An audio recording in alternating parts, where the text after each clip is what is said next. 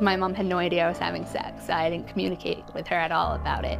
And so the first she knew of me having sex was when I told her I was pregnant.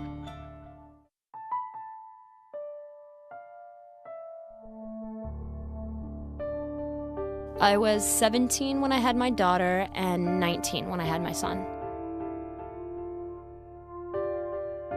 I was 16 when I had my daughter.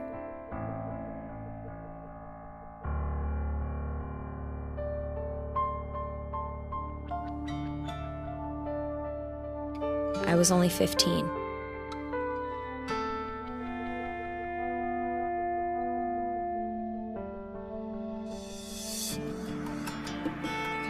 I was 16 when I got pregnant.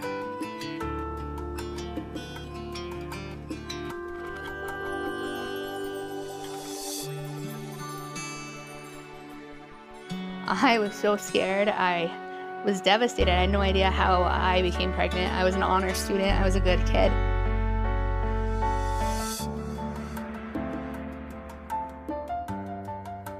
It was like my senior year of high school, so it's like I missed out on a lot, like prom and graduation. I missed out on graduating with my class. You know, I didn't want to be that kid left out.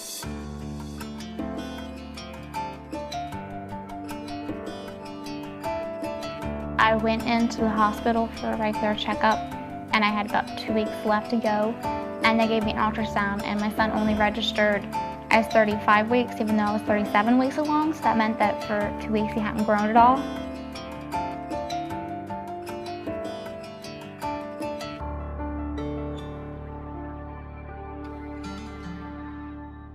She had a lot of problems with growing.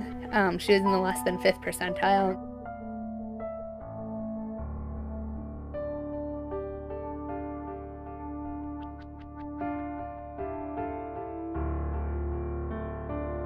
You don't really want to like live off the government or whatever, but it's just like part of the consequences when you make a decision at a young age to have a child. You just have to take whatever you get and try to work with it.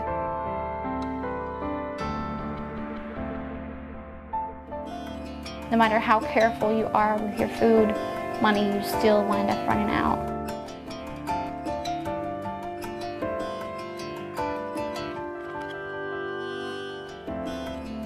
It's definitely like I'm not even sure how we make it.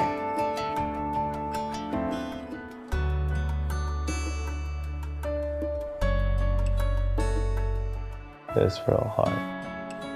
Can't bring the money in. Can't pay the rent in time.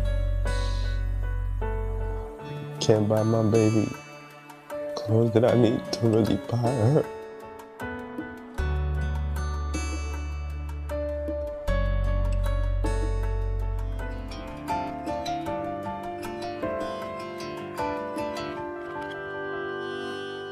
First person I told was my boyfriend, and he said that everything was going to be fine. He said that it would be great. He'd get a job, and we'd get an apartment, and everything would be fine.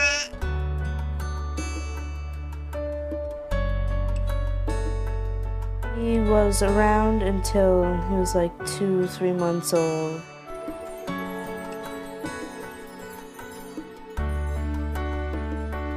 Me and him are no longer together. And he's not involved in her life at all. I was 15 years old with this new baby, and I'm all by myself.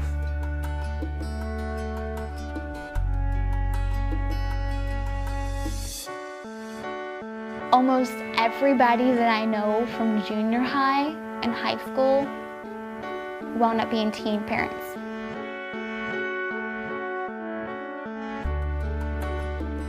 Good kids can make bad choices, just like everybody else.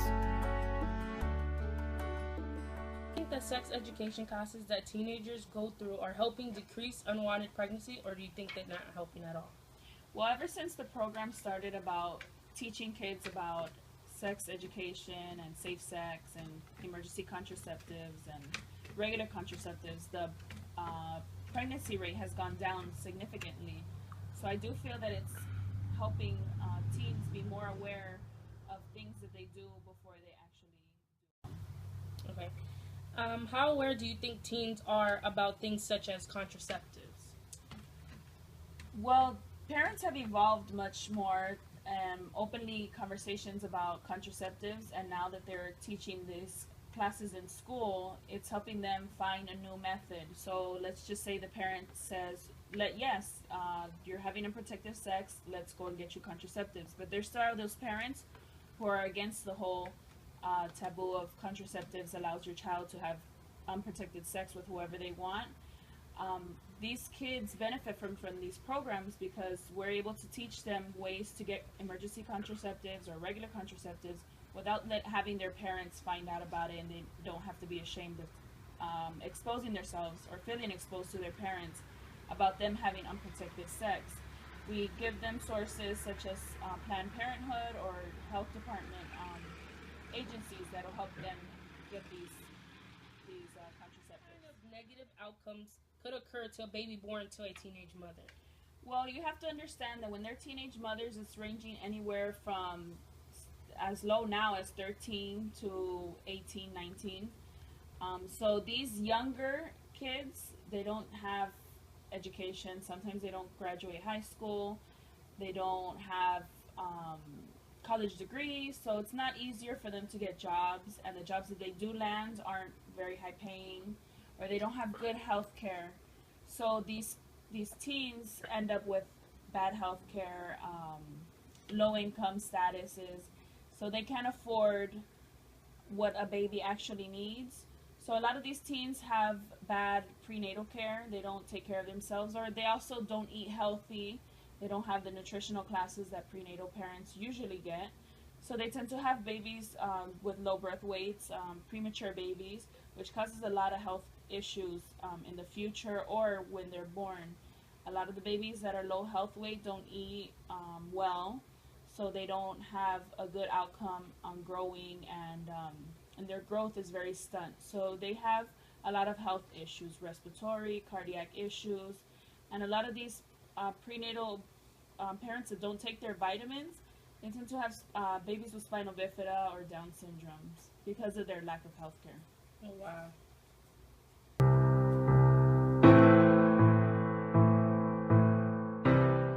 What social stigmas do pregnant teenagers face? Well, society has expectations for all age groups. Children are expected to grow, and then teenagers are in the stage where they're developing and going through puberty, so they're expected to gain a sense of self.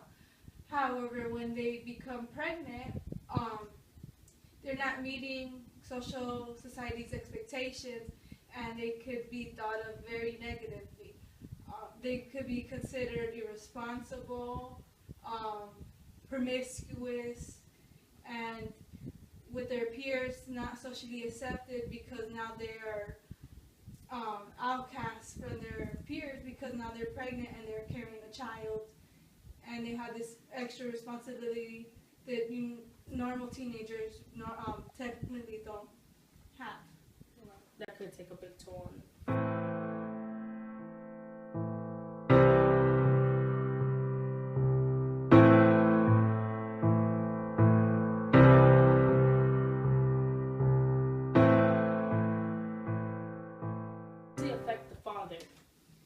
Well, like their counterparts, they are not prepared for being a father. And in many situations, they go through the dilemma whether they want to be fatherly or then take on responsibility or go on their separate way. And this could be very challenging for them. Many of them have goals of doing other things, and fatherhood was not in their initial plan. So they go contemplate whether they want to be involved or not, and in many times they feel like they don't have the choice, where as a teenage girl, she has a choice whether to go through with the pregnancy or if she wants to terminate it with abortion, whereas a father might not feel that he has that choice, and basically he's kind of winging off of her or doesn't accept it and then goes the other route and doesn't want to take responsibility towards it. Wow, that could take a huge factor in the baby's life. How can being pregnant affect the completion of the Erikson stage. Do you know the Erikson stage? Yes, I'm familiar with. Well, the Erikson stage on 5 for identity versus identity confusion is the teenage stage from 12 to 18, where teenagers are regaining a sense of self and identity for themselves. And normally teenagers try to go off on their own and try to gain a sense of self and independence. However, being pregnant, now you're starting to get responsibility for another being, so they're really, someone's depending on them, and they're really not getting that sense of identity of being on their own. Now they are being forced into being a parent, if you know, because they didn't plan on getting pregnant. However, there is also, during this stage, like I said, they're trying to gain a sense of independence. So if they're pregnant, they might also want to choose to abort the child, and then that might as well interfere with their thoughts. You know, maybe they never really believed in abortion, and now they are, and they're like, well, I wanted to do this, and I still have to do this, and I'm young, I still want to be a teenager, I want to go to parties, or I want to go to college, or I want to continue high school. And so it basically puts a bigger demand on their sense of self.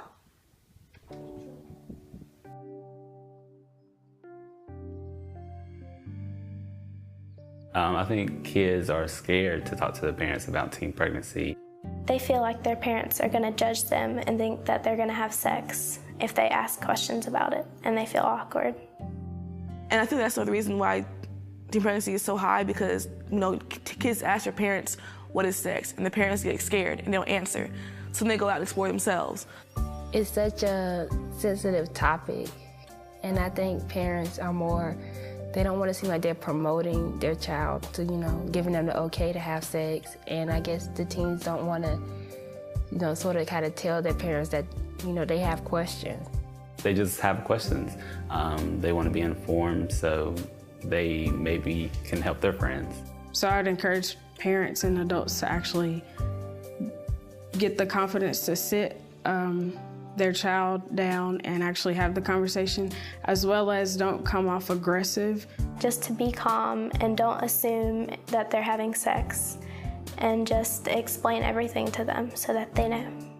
They're kids, they have questions, and I feel like when you shut them out, it makes them want to file, I'll figure it out on my own, and that's why teens get pregnant, because parents aren't answering the questions that the kids have. So I feel like just to answer all the questions, be open. Go in knowing that if my child does say that they're having sex, then I don't need to start yelling and getting upset, but I need to stay calm and make it really comfortable for my child to talk to me. My mom and I are very close, and we have talks about sex or things of that nature quite often. We just keep it open, and I'm very lucky because a lot of my friends don't have that kind of closeness to their parents at all.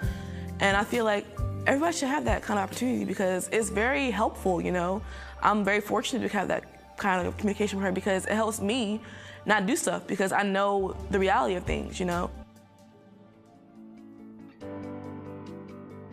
The child's brain is developing, their decision making is not fully developed, and they need to hear those messages over and over again from different people. And you just have to remember that you can't be judgmental. Be open to whatever they're asking, and if you don't know the answer, it's okay to say you don't know. Go figure out the answer together. Go research it together. Go to the internet and pull up an answer together. You have to educate them as to how they're thinking to whether or not they want to have sex.